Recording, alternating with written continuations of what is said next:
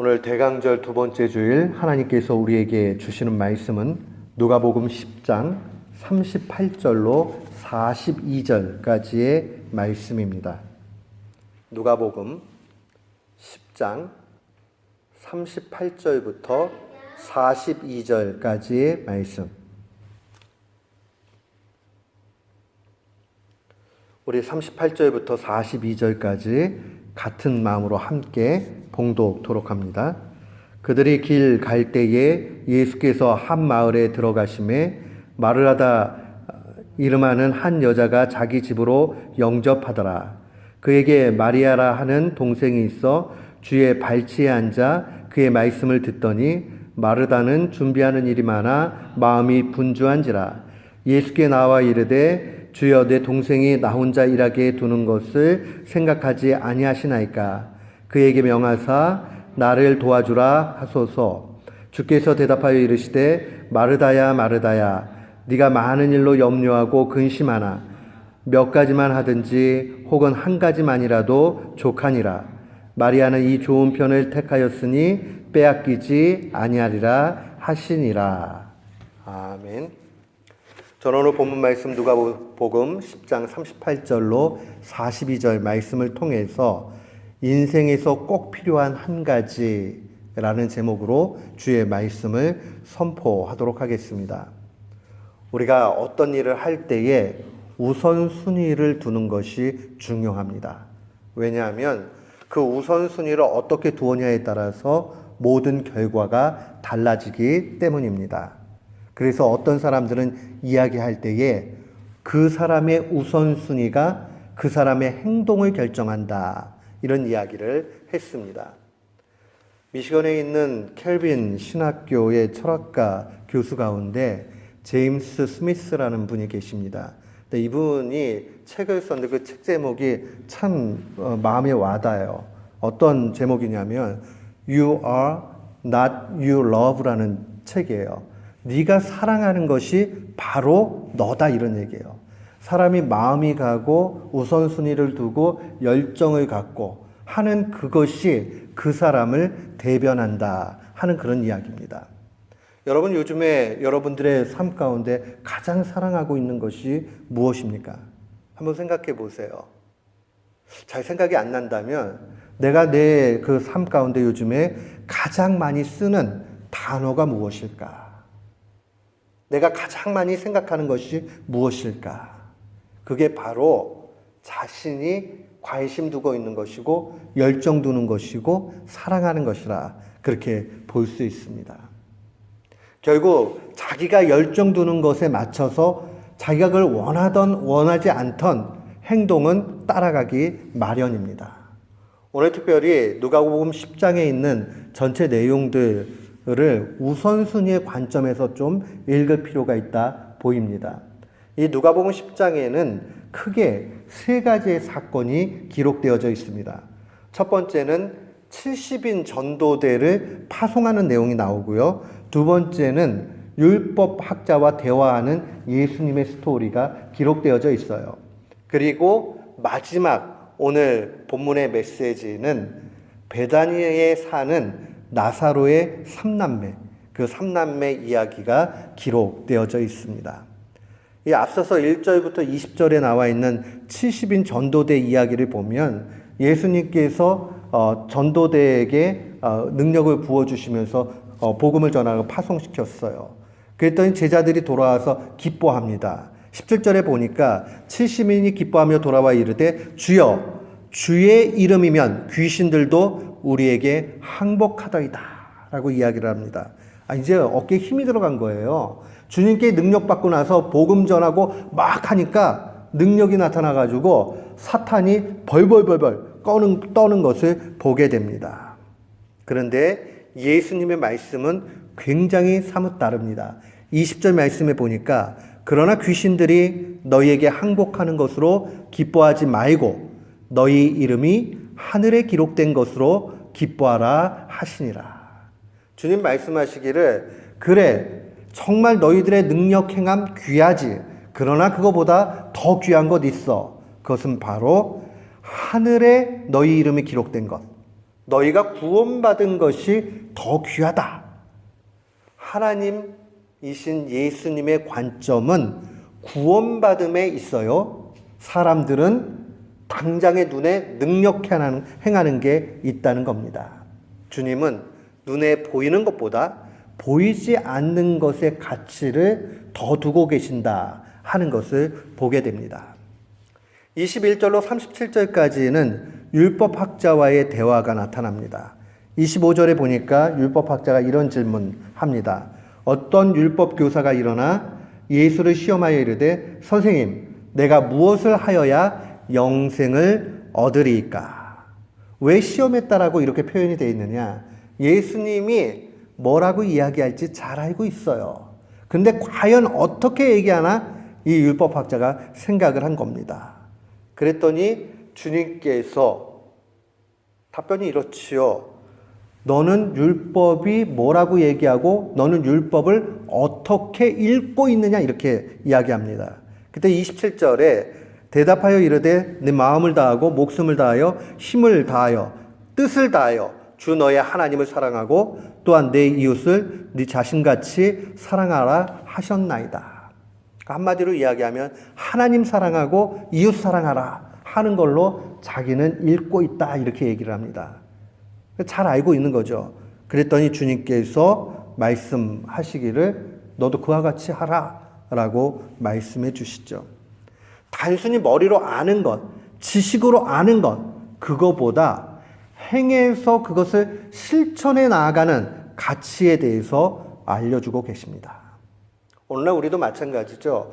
우선순위를 설정할 때에 정말 눈에 보이지 않는 것의 가치를 볼 수 있어야 되고 내가 알고 있는 것을 실천하는 것의 그 가치, 능력을 언제나 기억해야 됩니다. 그러면서 오늘 본문에 38절로 42절 말씀이 기록되어져 있습니다.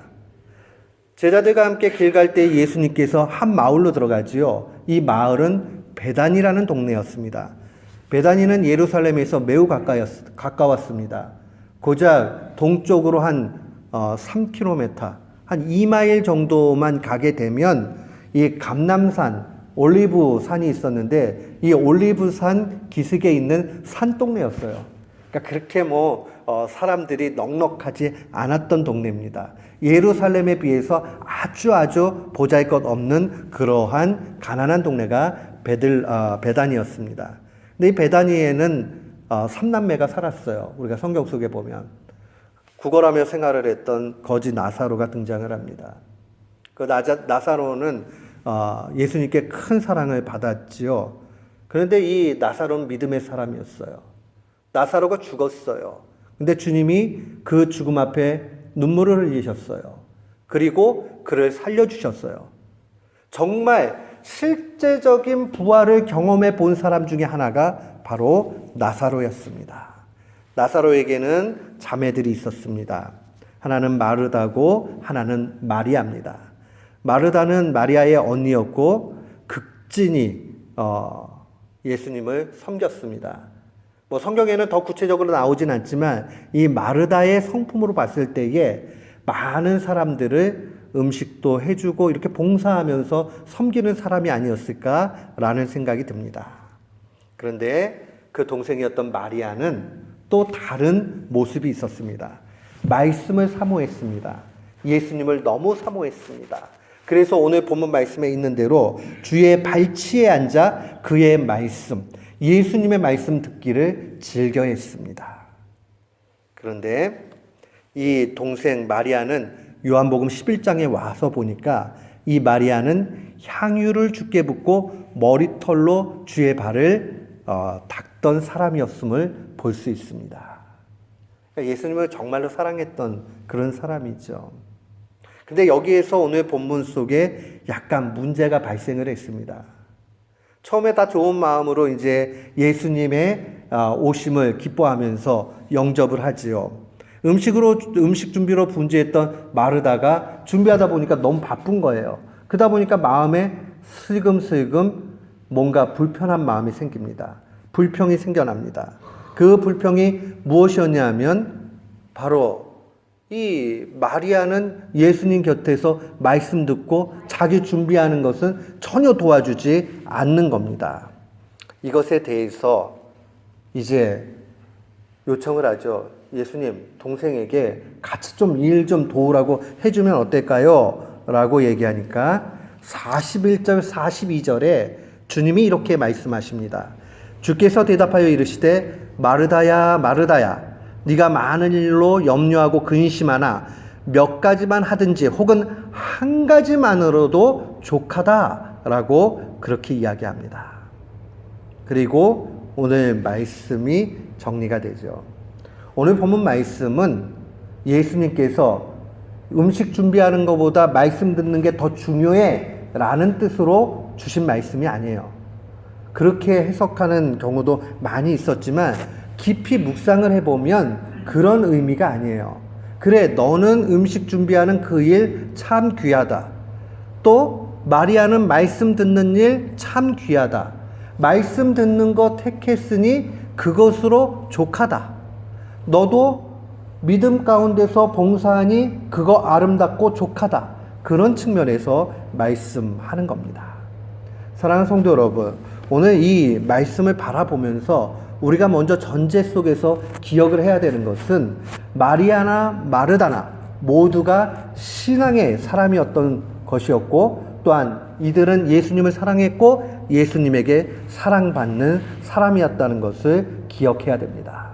조금의 차이가 있다면 마르다는 음식을 준비해서 예수님을 대접하는 것에 우선순위를 두었고, 마리아는 말씀 듣는 거에 우선순위를 두었다는 겁니다. 오늘 이 메시지를 바라보면서 그 우선순위를 어디에다 두느냐에 따라서 행동과 그러한 모든 결과가 달라진다 하는 것을 볼 수 있습니다. 예수님의 조금 더 적극적인 의도는 마르다를 향해서 야, 불평하지 말고 신앙의 기초 위에서 네가 그렇게 섬긴 것, 그것을 기뻐하고 감사하라, 그렇게 이야기하는 것입니다. 동시에 마리아가 말씀 듣기를 기뻐했던 것을 게으르고 안 도와주는 걸로 여기지 말고, 또 그는 그 가운데 하나님 앞에 만족함을 얻고 있는 것에 너도 또 인정을 해주라 하는 그런 마음이 있는 거죠. 이 본문 말씀을 우리가 좀 깊이 잘 이해하고 가려면 좀 더 우리가 열린 마음이 필요해요. 자칫 잘못하면요, 자꾸 닫혀진 마음 속에서 하나님 말씀 듣는 게 우선이지라는 생각만 하게 됩니다. 믿음이 없는 가운데서 마르다와 같은 행동을 한다면 그건 정말 잘못된 거예요. 그러나 믿음이 있는 상태에서 믿음의 그런 열매 가운데 예수님을 섬기고 이웃을 섬기는 일이라면 그것은 참 아름다운 일입니다.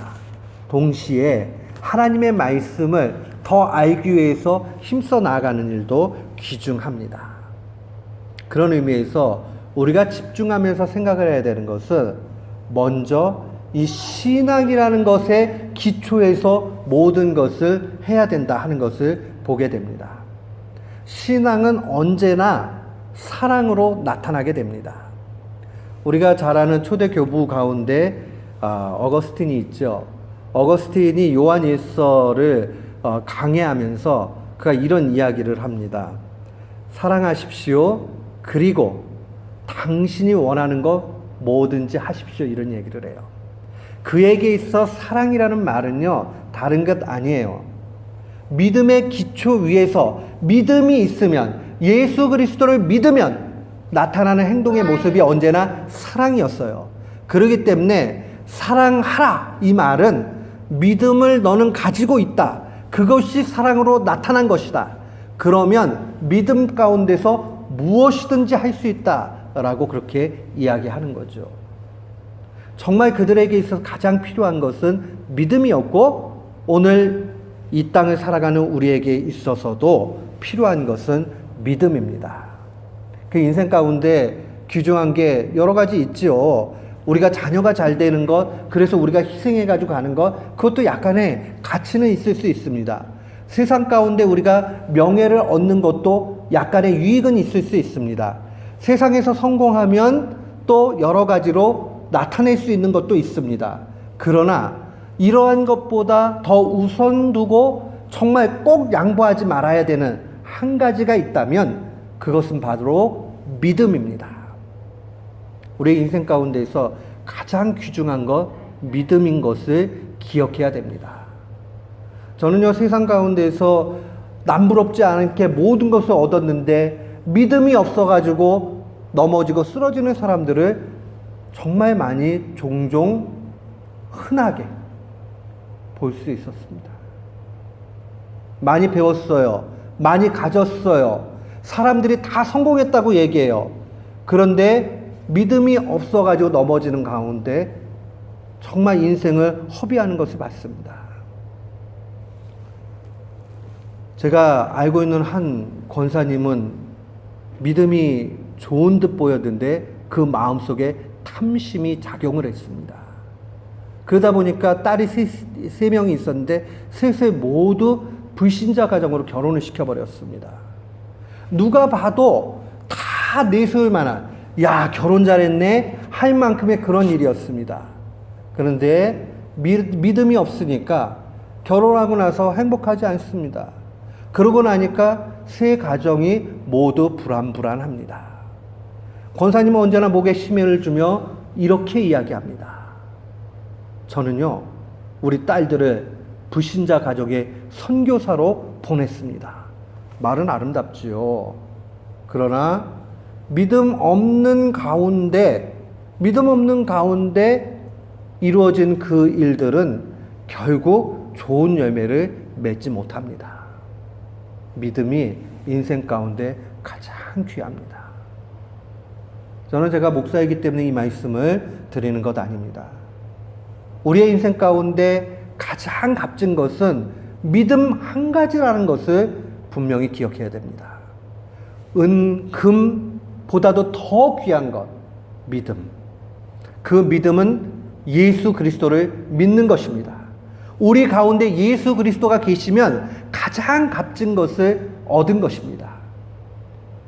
베드로 사도가 신체 장애를 입고 있는 형제를 향해서 은과 금은 내게 없거니와 나사렛 예수의 이름으로 명하노니 일어나라 라고 했을 때에 그 능력이 얼마나 크게 나타나게 되는가 하는 것을 볼 수 있습니다. 사랑하는 성도 여러분, 우리가 가지고 있는 것 그것 별것 아니고 언젠가는 없어집니다. 그러나 우리의 믿음은 영원토록 있게 되고 예수 그리스도를 소유했다는 것은 우리를 복된 길로 인도해 나아갑니다. 영국의 부흥을 이끌었던 존 웨슬리 목사님, 그 목사님의 설교들이 오늘날에도 전해집니다. 한 150편 이상의 설교집들, 그 다음에 그분이 쓴 일기의 저널들, 이런 게 지금껏 잘 보존이 돼서 전달이 돼요. 존 웨슬리 목사님이 1734년도 5월 달에 이 본문을 가지고, 동일한 본문이에요. The One Thing Needful이라는 그런 제목의 설교를 합니다. 근데 거기서 믿음을 우선 둬야 된다 하는 얘기를 계속적으로 이야기를 해요. 그러면서 그 믿음이 무엇이냐에 대해서 구체적으로 이야기합니다. 그는 이야기하기를 그 믿음 한 가지 꼭 지켜야 되는 것, 그것 바로 타락한 본성이 바뀌는 것이다 라고 이야기했습니다. 타락한 본성이 바뀌는 것. 여러분, 우리가 이 땅 가운데 살아가면서요, 명예도 얻고 그 지식도 많아졌어요. 운동도 해가지고 건강도 얻었어요. 그 다음에 결혼도 잘했어요. 행복도 다 있는 것 같이 보여요. 그런데 만약에 우리의 속 사람이 예수 그리스도로 말미암아 변하지 않는다면 그것은 반쪽이 되고 말고 가짜가 되고 만다는 것을 기억해야 됩니다. 우리가 예수님 때문에 이 땅의 삶 가운데 타락한 본성이 변할 수 있어야 됩니다. 예수 믿으면 반드시 변해야 됩니다. 예수님 믿으면 삶이 완전히 달라져야 됩니다. 더 착해야 되고, 더 더 나눠줘야 되고, 더 인정해줘야 되고, 더 용납해줘야 되는 마음이 필요합니다. 그러면서 아주 이 과학적으로 실천적이었던 존 웨슬리 목사님, 이분의 설교를 읽다 보면 이분은 추상적으로 얘기하는 법이 없어요. 어떤 거, 그럼 꼭 하나 필요한 게 뭐냐? 그러면 타락한 본성이 변하는 것이다 라고 얘기하면 어떻게 하면 우리의 차원에서 타락한 본성이 변할 수 있는가 하는 것에 대해서 그는 이렇게 이야기합니다. 참된 회개의 훈련을 통해서 우리가 그 길에 갈 수 있다라고 이야기합니다. 물론 우리를 근본적으로 바꿔주시는 것은 성령님이 바꿔주시는 거예요. 그러면 우리가 가만히 이러고 있으면 성령님이 바꿔주시는 것인가? 그게 아니라 믿음 가운데 우리가 참되게 회개해야 됩니다. 그 회개가 있을 때에 예수 그리스도의 그 능력이 우리에게 임하게 되는 것이고 그 가운데 성령님의 능력이 나타나게 되는 겁니다. 그럼 바뀌어지는 것이죠. 우리에게 필요한 것은 지속적으로, 계속적으로 우리의 변화에 집중하면서 하나님 앞에 참된 회개로 나아가는 겁니다. 이게 존 웨슬리 목사님이 부흥 운동을 하면서 우리가 꼭 신자로서 가져야 되는 한 가지, 이것을 이야기해요. 주님이요, 지금 마르다와 마리아를 향해서 많은 이야기하지만은 그 이야기 가운데 한 가지로 족하다 하는 것은 무엇을 얘기하는 거냐? 음식을 준비할 수도 있고 말씀을 들을 수도 있는데 더 중요하게 언제나 기초를 삼아야 되는 것은 믿음이다 하는 거예요. 그 믿음 가운데서 섬기고 믿음 가운데서 말씀을 듣고 지키고 그러면 그것으로 족하다는 겁니다. 엄밀하게 이야기하면 우리 신자 모두가 다 목사가 될 필요 없어요. 다양한 일을 할 수 있어요. 그러나 그 일을 할 때 언제나 마음가짐에 가져야 되는 것은 믿음 가운데 해야 된다는 사실입니다. 믿음 없이 하면 안 돼요. 믿음의 기초 위에서 모든 것을 해 나가야 됩니다. 그러면서 우리가 그리스도인으로 하나 양보하지 않고 꼭 추구해 나가야 되는 한 가지가 있다면 그것은 참된 회개를 통해서 우리의 악한 모습이 변하는 거예요. 5년 전보다 예수님을 믿고 난 5년 후가 훨씬 아름다운 성품으로 바뀌어 있어야 됩니다. 만약에 예수님 믿고 있는데 열매가 잘 나타나지 않는다. 그럼 자꾸 심각하게 생각하고 변하지 않는 자신 모습을 하나님 앞에 간절히 바꿔달라고 회개하면서 간구하면서 그렇게 나아가야 됩니다. 사랑의 열매가 더 많아야 됩니다. 제가 목사가 되기 전부터 많이 들었던 얘기가 있습니다. 정말 훌륭한 목회자 어떤 사람이냐? 첫 번째, 옆에 있는 사모님께 인정을 받는 사람이 훌륭한 목회자래요. 다 보잖아요. 어떤 사람인지. 같이 사니까 다 알잖아요. 옆에 있는 사람에게 인정받는 사람, 성공한 목회를 합니다. 두 번째는요, 그 교회의 부교육자들에게 존경받는 목회자, 그분이 목회 성공한 거래요. 그렇죠? 부교육자들한테는 엄하게도 하고 아주 비인격적으로 나올 수 있는 부분들이 많이 있기 때문에 그래요. 마지막으로 그 교회에 관리하시는 관리 집사님에게, 우리 옛날에는 사찰 집사님 이렇게 얘기했잖아요. 그분한테 존경받을 수 있는 목회자면 그분은 목회 성공했다 이렇게 얘기를 들었습니다. 언젠가 책을 읽는데 그 사람의 인격은 연약한 사람을 대하는 태도에서 나타난다 이런 글귀를 읽은 적이 있습니다. 여러분, 우리는 연약한 사람들을 바라보면서 어떠한 마음이 있습니까? 똑같이 멸시하고 천대하고 한다면 우리의 악한 성품은 아직도 그 수준에 머물러져 있는 겁니다. 여기서 떠나야 됩니다. 몇 해 전 우리 여기와 가까운 팔레타인에 있는 윌로우크릭 교회에서 퍼포먼스를 하나 했죠. 그게 어떻게 보면 나중에는 회개운동 같이 이렇게 되었다라고 얘기를 들었습니다.